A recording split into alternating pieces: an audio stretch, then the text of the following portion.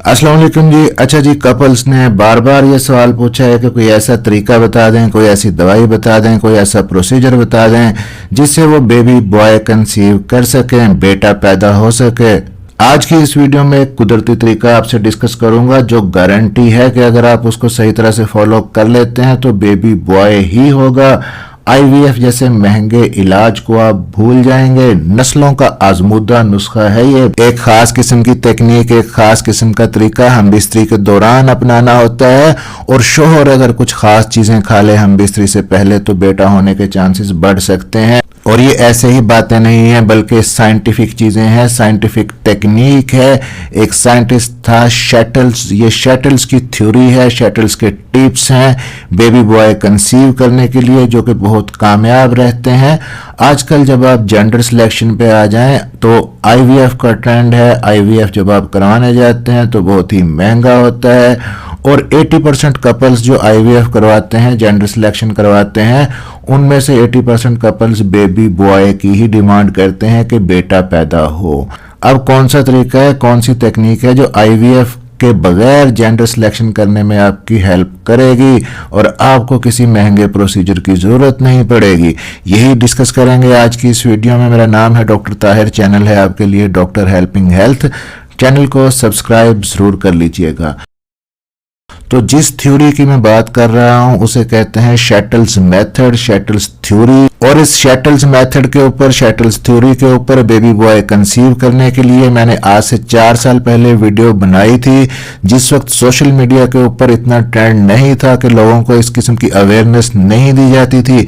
4 साल पहले मैंने ये वीडियो बनाई, तकरीबन 2.5 लाख के लगभग लोगों ने इसे देखा, और बहुत सारे कपल्स ने इस तरीके को आजमा के बेबी बॉय कंसीव किया, मुझे थैंक यू के मैसेजेस भी किए। आज उसी तरीके को, उसी मेथड को मजीद सिंपल करके, ताकि आपको समझना आसान हो जाए, इस वीडियो में हम डिस्कस करेंगे। आप सब लोग जानते होंगे कि आईवीएफ अगर आप करवाएं, टेस्ट ट्यूब बेबी की तरफ जाएं जेंडर सिलेक्शन के लिए, तो महंगा प्रोसीजर है। खासतौर पे जब जेंडर सिलेक्शन आप साथ में करवाते हैं आईवीएफ के, तो प्रोसीजर और भी ज़्यादा महंगा हो जाता है, अखराजात और भी बढ़ जाते हैं। क्योंकि जब जेंडर सिलेक्शन करते हैं तो हमें सिर्फ वाई क्रोमोसोम वाले स्पर्म को मुंतखब करना होता है, ख़ास टेक्निक यूज़ होती है, ख़ास मेथड, प्रोसीजर, मशीनरी। तो इन सब चीज़ों के इस्तेमाल से आपके जेंडर सिलेक्शन वाले आईवीएफ के चार्जेस और ज़्यादा बढ़ जाते हैं। अब बहुत सारे लोगों ने यह भी सवाल किया है कि आईवीएफ की कॉस्ट कितनी है, आईवीएफ कितने में होता है पाकिस्तान के अंदर। तो किसी भी अच्छे सेटअप के अंदर आईवीएफ की जो कॉस्ट है इस वक्त तकरीबन 10 से लेकर 15 लाख के बीच में है। अगर इसमें जेंडर सिलेक्शन साथ में आप शामिल करवाएं तो इसकी कीमत और भी ऊपर चली जाती है। अब जी बेबी बॉय कंसीव करने के लिए शैटल की थ्योरी का सबसे पहला पॉइंट पहले डिस्कस करते हैं।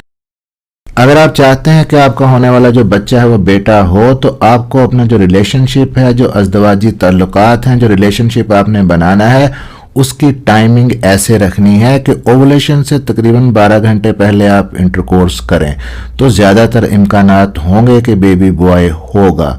उसकी वजह यह है कि उस वक्त वेजाइनल पीएच काफ़ी ज़्यादा अल्कलाइन होती है, जिसकी वजह से वाई क्रोमोसोम वाले जो स्पर्म्स हैं उनकी मूवमेंट, उनकी रफ्तार बहुत ज़्यादा बढ़ जाती है, वो जल्दी एग तक पहुंचते हैं। यहाँ पे एक चीज़ क्लियर कर दूं कि वाई क्रोमोसोम वाले जो स्पर्म हैं वही बेटे वाले होते हैं, एक्स क्रोमोसोम वाले स्पर्म बेटी वाले होते हैं। वाई क्रोमोसोम वाले स्पर्म थोड़े से कमज़ोर होते हैं, जल्दी डेड हो जाते हैं एक्स वाले क्रोमोसोम्स की निस्बत, लेकिन वाई क्रोमोसोम वाले जो स्पर्म है वो वजन में हल्के होते हैं और एक्स वालों की निस्बत तेजी से भागते हैं, दौड़ते हैं।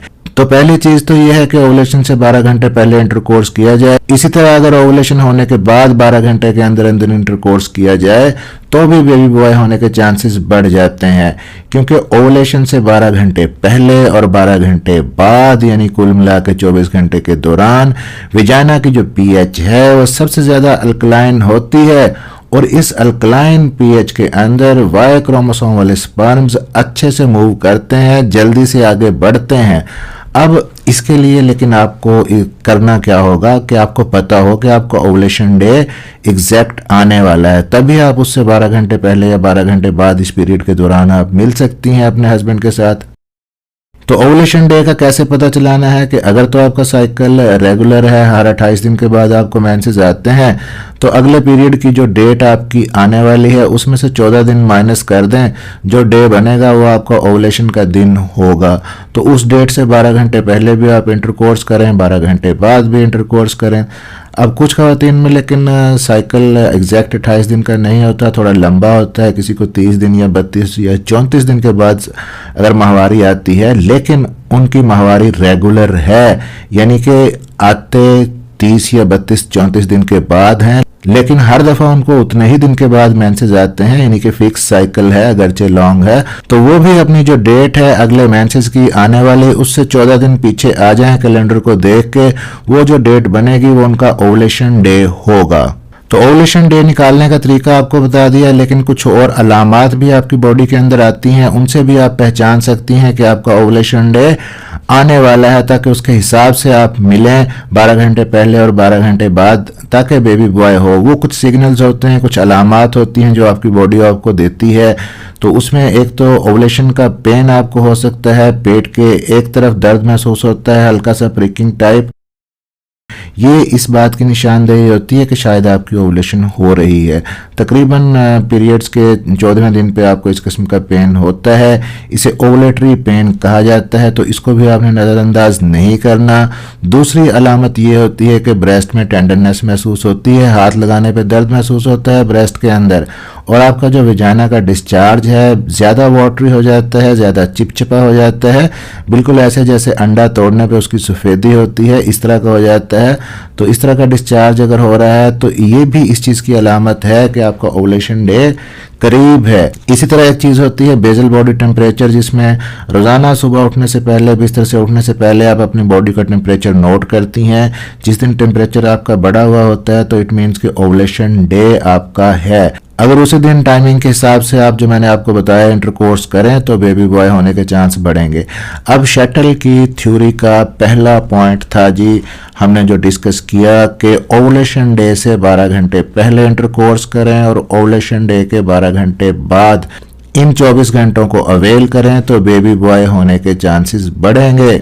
अब शटल की थ्योरी का अगला पॉइंट डिस्कस करने से पहले यहाँ पे एक चीज़ बता दूं कि जो लोग चाहते हैं, जो कपल्स चाहते हैं, उनके बेटे हैं, बेटियां चाहते हैं, वो ओवुलेशन डे से 2 से 3 दिन पहले मिलें, और ओवुलेशन डे के पास जाके, यानी कि 12 या 24 घंटे पहले ओवुलेशन डे से नहीं मिलें, 2 या 3 दिन पहले इंटरकोर्स कर लें ओवुलेशन डे से।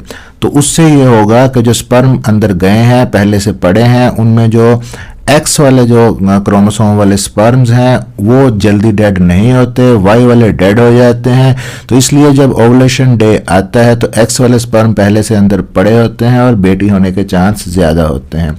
अब शटल की थ्योरी का जो अगला पॉइंट है वो है डीप पेनिट्रेशन, यानी इंटरकोर्स की वो टेक्निक, वो तरीका इस्तेमाल किया जाए जिसमें स्पर्म को जितना ज़्यादा अंदर तक आप पहुंचा सकते हैं। ख़ासतौर पे मेल पार्टनर की ये कोशिश होनी चाहिए कि डिस्चार्ज होते वक्त उसका उज़्व तनासल अंदर तक हो और डीप इनसाइड द विजाइना जाके स्पर्म पहुंचे, डिपॉजिट हों। इससे यह होता है कि अंडे तक पहुंचने का जो फासला है वो कम रह जाता है। इस तरह वाई क्रोमोसोम वाले स्पर्म तेजी से अंडे तक पहुंच जाते हैं, और जब एक बार वाई क्रोमोसोम वाले स्पर्म अंडे को पेनिट्रेट कर देते हैं, फर्टिलाइज कर देते हैं, तो फिर बाकी स्पर्म्स बाद में आते भी रहे, वो अंडे को छू नहीं सकते। अब जी शटल की थ्योरी का तीसरा पॉइंट कि हमबिस्तरी के दौरान खातून को भी ऑर्गेज्म तक पहुंचना चाहिए, यानी पीक तक पहुंचना चाहिए। तो अगर हमबिस्तरी के दौरान ऑर्गेज्म भी उन्हें हुआ है, ओवुलेशन से 12 घंटे पहले या बाद में 12 घंटे के अंदर अंदर वो मिल रहे हैं और स्पर्म डिपॉजिट हुए हैं बच्चेदानी के अंदर बिल्कुल करीब डीप जाके, तो 95% चांसेस होते हैं कि बेबी बॉय होगा।